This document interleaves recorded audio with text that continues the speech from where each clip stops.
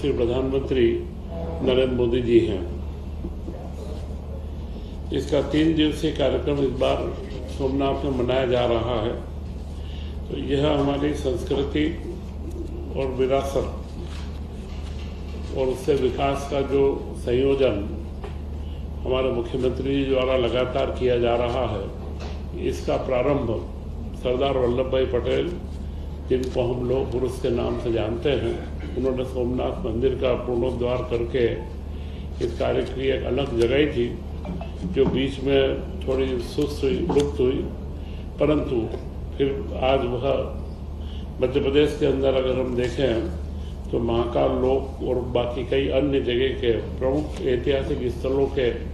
पुनर्निर्माण का कार्य चल रहा है। इसी के साथ मुख्यमंत्री जी डॉक्टर मोहन यादव जी ने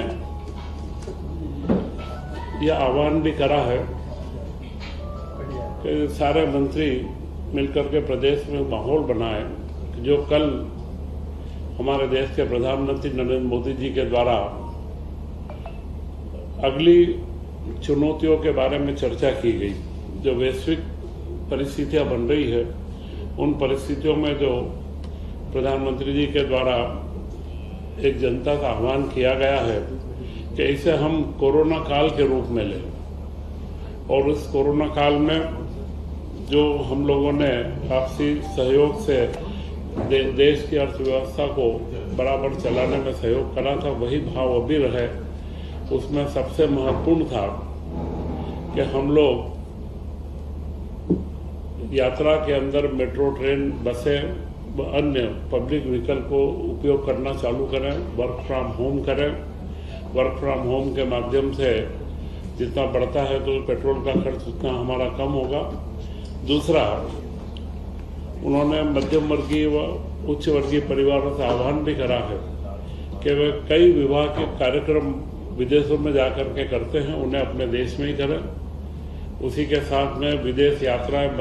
इस बार थोड़ा सा अपने आप को रोकें और भारत के ही, क्योंकि भारत में भी कई दर्शनीय स्थल हैं जिससे हमारे देश का रोजगार भी बढ़ता है, जीडीपी भी बढ़ता है।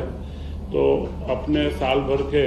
जो भ्रमण के कार्यक्रम हैं उनमें देश के पर्यटन स्थलों को प्राथमिकता दें, तथा इसी के साथ सोने का, गोल्ड की खरीदी, क्योंकि भारत का गोल्ड का आयात करीब करीब 6 लाख करोड़ का है। 6 लाख करोड़ से ऊपर का हम लोग सोने का आयात करते हैं, और जो गहनों में वह निवेश के अंदर सुरक्षित निवेश मान करके घर में रखा जाता है। तो उस पर प्रधानमंत्री जी का कहना था कि अगर 1 साल के लिए हम बहुत आवश्यक हो, शादी ब्याह में अपनी बेटियों के लिए तो जितना आवश्यक है, उसके अलावा इस सोने की खरीदी को हम रोकें तो इससे डॉलर का हमारे सामने एक बहुत बड़ा, तो यह जो आह्वान है जी का, यह आह्वान उन्होंने कोरोना काल में भी करा था और देश की जनता ने उसे स्वीकार करके और उस आह्वान के साथ में चले थे। यह जन नेता की पहचान है कि जब भी कोई चुनौतियां होती है तो जनता को जागृत करना, और उसी आह्वान को आज मुख्यमंत्री जी ने भी सभी मंत्रियों से कहा है कि इस आह्वान को नीचे तक उतारें और इसको व्यवहारिकता के अंदर, रोजमर्रा के हमारे जीवन के अंदर ला करके वो देश की चुनौती, यह एक वैश्विक चुनौती है, उसका हम लोग अच्छे से सामना कर सकें। तो यह ऊर्जा संरक्षण से लेकर के कई चीज़ें हैं, इसके अंदर हम लोग आगे बढ़ेंगे। और एक महत्वपूर्ण उन्होंने कहा था खाने की तेल में 10% की कटौती करें, क्योंकि खाने का तेल भी हम लोग बड़ी संख्या में आयात करते हैं, और खाने के तेल का फिटनेस में भी लाभ है। अगर हम उसकी कटौती करते हैं तो फिटनेस के लिए भी इसका उपयोग है और देश के डॉलर में बचत होती है। तो यह जो बिंदु उन्होंने चिन्हित करे हैं, ये मैं समझता हूँ कि आप लोगों के माध्यम से भी अगले समय में समाज के अंदर एक जन जागरूकता का विषय बने। इसी के साथ प्रधानमंत्री ग्राम सड़क योजना 4th क्योंकि जो प्रधानमंत्री सड़क योजना, ग्रामीण सड़क योजना का शुभारंभ हुए 25 वर्ष हो चुके हैं। अब इसका चौथा वर्जन कल उसका मुख्यमंत्री जी के द्वारा शुभारंभ किया गया और इसमें